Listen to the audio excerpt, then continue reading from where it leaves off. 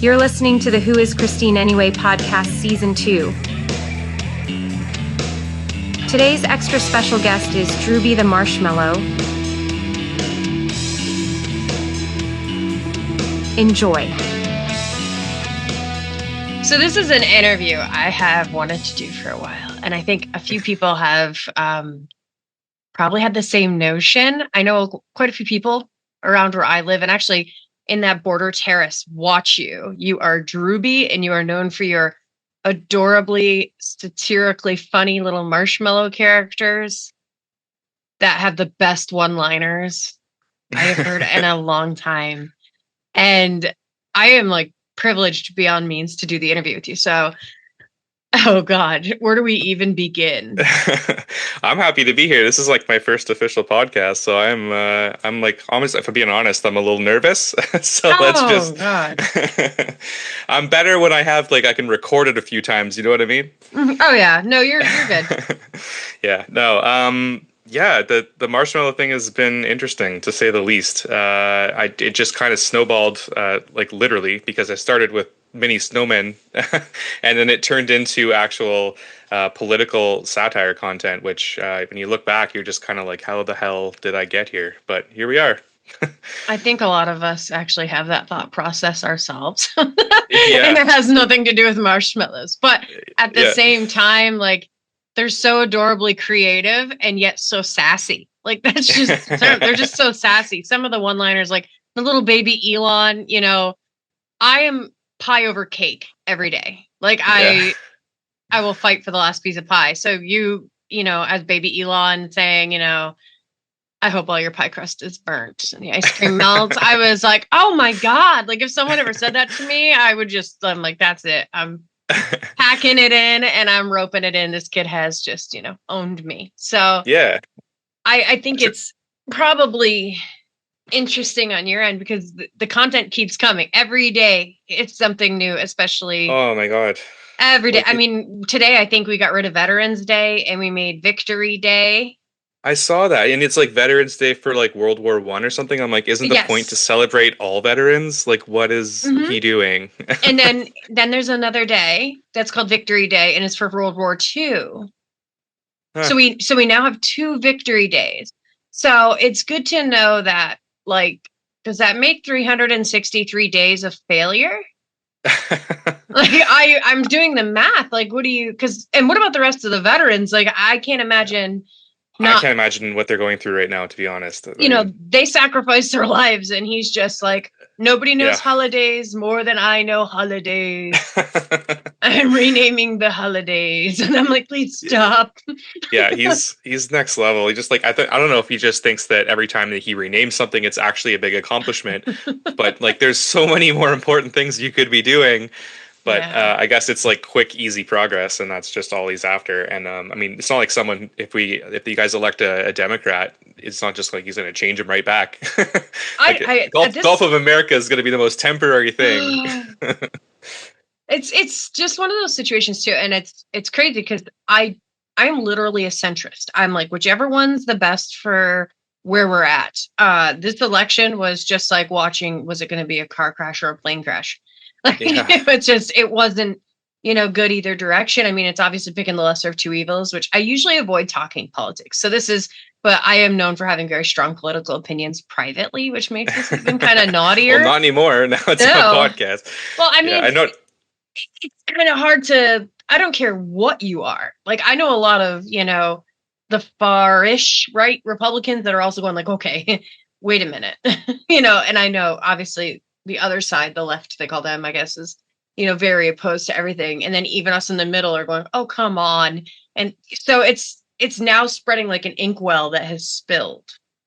Yeah, I'd say I'm somewhat in the center as well, center left for sure. Yeah. But like, it's very easy to fall into bias, especially with the way that the headlines and stuff are now. And that's one of the things I noticed with a lot of the content that I've been creating. When you're looking into headlines, depending on whether you're looking at it from the right or the left, they push you down that hole. They want you to go deeper into that headline and deeper into their side. There's no one just reporting news anymore. It's like news with a little twist, and you got to like figure out what the twist is, and if it's actually like true or like how true it is, and like where there's stuff. Everything's based on a true story, and then they just take it and run with it from there. So it's really tough to figure it out.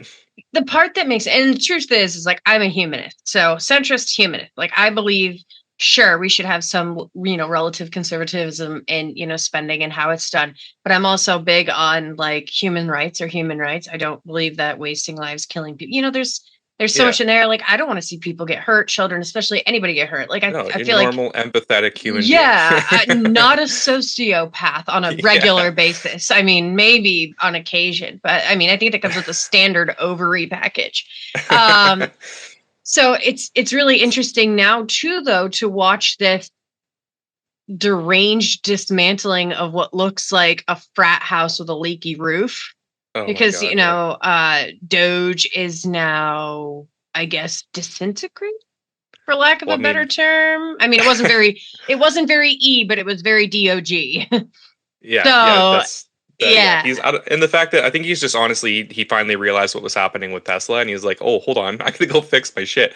I'll be right back. Yeah, was it the tanking 75% of your stock? And then it's interesting because Amazon Jeff added like complete transparency, which is great. That when you order on Amazon, it says, okay, here's the price of the item, here's the tax of the item, and then here's a line where exactly how much the tariff is added. Yeah. Didn't they roll that back? I'm not sure. Yeah, I think he folded. There was supposed to be an thing with Trump or something like that, and they apparently got him to back that off so that the tariff's just built in. You don't see it anymore. I wonder why. You know what I mean? Like, I wonder why they're trying to hide that. But that's crazy. That's what I said. It's like a frat with a leaky roof, and it's interesting too because China's trolling us back in a hilarious way. Like, I think China said any American can come over, and I'm not sure. Do not quote me on this for sure.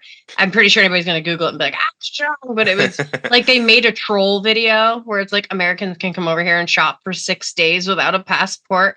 No way, really? And pay Chinese prices and then just put it in your suitcase and bring it back, and it'll increase their tourism budget.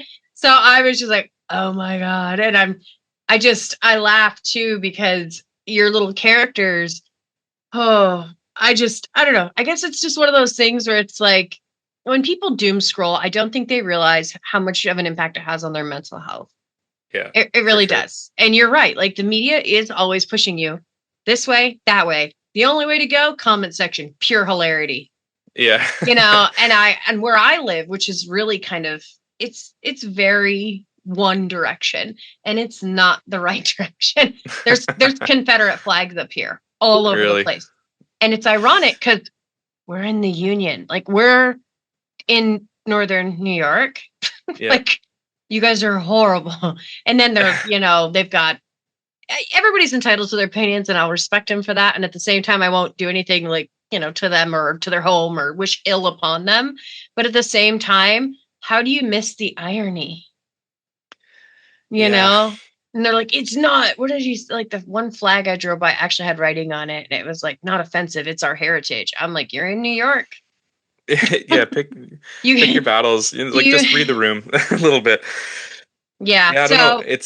It's a weird time to live in, but that was kind of the point of the marshmallows. I mean, I always think that when you're looking into like media in any sense, or news just in general, because originally it was just going to be current events, and like the news is notoriously dark. There's always something bad going on, and the idea behind it originally was to just try to like lighten it up a little bit. Like, you're still getting some info, and there's still gonna be truth at the heart of it, but you're gonna I'm gonna try to make you laugh a little bit while that's happening. And what it's slowly turned into since all of this has happened now is that I'm getting people interested in it that wouldn't normally be interested in it, and that's like actually making me kind of proud, because now I'm feeling like people are taking an interest in politics. They're starting to like look into this crazy fact that I'm giving them that's been turned into a parody and go, hey, how much of that's actually true? And then they go Google it themselves, and I'm like, done, mission accomplished. You just looked up politics on your own. That's called fact checking. Yeah. And it was funny too, because I was actually getting my hair done today. And I was she was re-upping the blonde, and I just kind of started laughing, and she asked me, she's like, what are you laughing about? And I'm like, I have an interview later with a guy or a marshmallow, I'm not sure which. Nobody knows. And I'm like, he had this one line where he called, the press secretary, KK Caroline, which 95% of us agree with you on that, by the way. Yeah. And you had said something along the lines of, I noticed you're not wearing a cross today. Does it burn, you bleach demon? And I was just like, I'm turning into a bleach demon. Like, I'm like, you should use that term. Like, if somebody's just an awful client, like, that's a bleach demon, she can't help it. And I'm like, that's so universal. Like, so it's it doesn't even make a lot of sense to me. It just sounded funny, and I figured, someone's gonna figure it out. If I say it, like, it just has like a nice ring to it, and it feels like that's just her vibe, and it fit. So I was like, you know what, that's what I'm gonna call her. You hit the female demographic. Yeah, you hit the female demographic right on the head. Like, as soon as you said bleach demon, we know the type of girl you're talking about. The one who's always getting her hair bleached, and then she turns to her hairdresser and she's like, not blonde enough, or I need highlights, or I need lowlights, and she's just a demon, a bleach demon. And I'm like, oh my God. Like, since that happened too, I think someone reached out to me and told me it was actually like an insult that originated from another country for people like her, I guess, that were just, being Karens or Carolines or whatever you want to call them. So I can't fully take credit for that one, I guess, but it seems to fit her, and that's like what I call her from now on anyway. Between KK Carolyn and Bleach Demon, I feel like that's her character now. I believe the in finger quotes country you're referring to is John and Kate +8, and it was Kate. And I think that was like filmed in the US because she was kind of bleaching her hair all the time, and she was a bit of a demon. So that kind of worked out. I mean, or that's how she was portrayed. So I do not get sued. Yeah. But it's hard. Yeah, she's an easy one to play too, because I mean, she, like, literally you get on the mic and you just get mad at everybody. Yeah. And they just actually defunded 2 news agencies, NPR and another one today. He's on Air Force One and he's like, defund them. And it's funny because they actually clap back with, actually, Congress handles the nonprofit for us. So the Congress would have to defund us. But it's, what are you doing? Like, you're defunding, like, Fox is just, I mean, their tongue must taste like leather all the time from all the bootlicking. But for sure.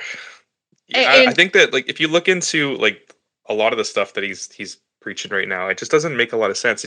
Honestly, if you look back to like World War II and the stuff that was happening back then, it's a lot of that playbook. That's what it feels like to me. Like, it just feels like he's really just like using those steps. And some of them are so blatant, and other ones are a little bit, kind of worked in. But I'm like, delete the media, get rid of people who don't like you, silence. Like, now he's getting mad at protests. I'm like, and now he's getting rid of people without due process. I'm like, you're very, very close. And I don't know, like, these aren't arguable facts. These are actual. That's a truth. Like, that's happening.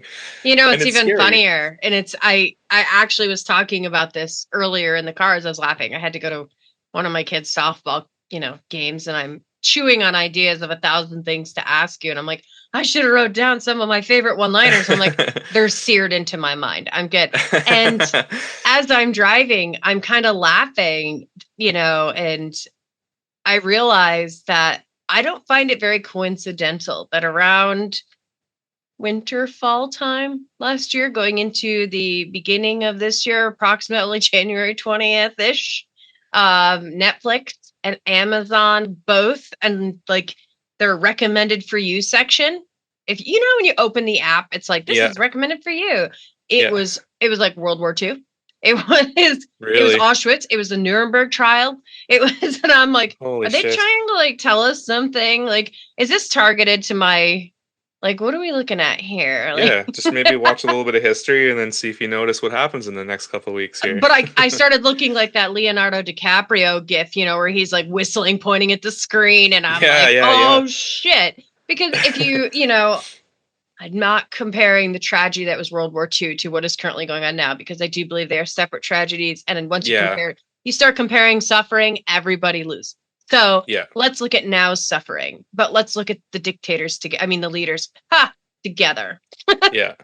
When you look at, Hitler in that sense, he came in, he swept it up as a political party that was going to repair the economy after the stock market crash and after, the Depression. and everybody started to follow him. He created the cult-like following. It's almost like he followed the 48 laws of power, like the Robert Greene book.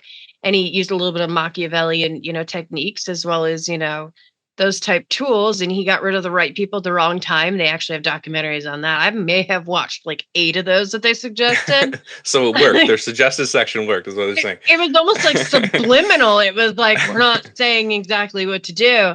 And one of my favorite authors is Mark Manson. And he has a book called Everything is Fucked, a book about hope. And he also writes the subtle. Awesome. It's true. It's so good.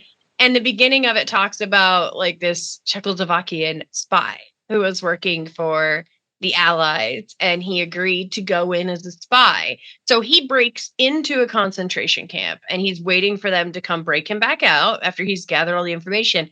And it's supposed to get you to remain hopeful, because he sits there for 2 years and then he's like, nobody's fucking coming for me. And then breaks himself back out. And this is a real guy's story. Like this guy, I'm like, you broke in and broke out. Like that's, but it talks about how, and I'm like, it talks about, how not losing hope is what primarily kept them alive. And I believe that it sounds as silly as it is, but like the humor coping mechanism that you are providing through your adorable little satirical, hilarious marshmallows.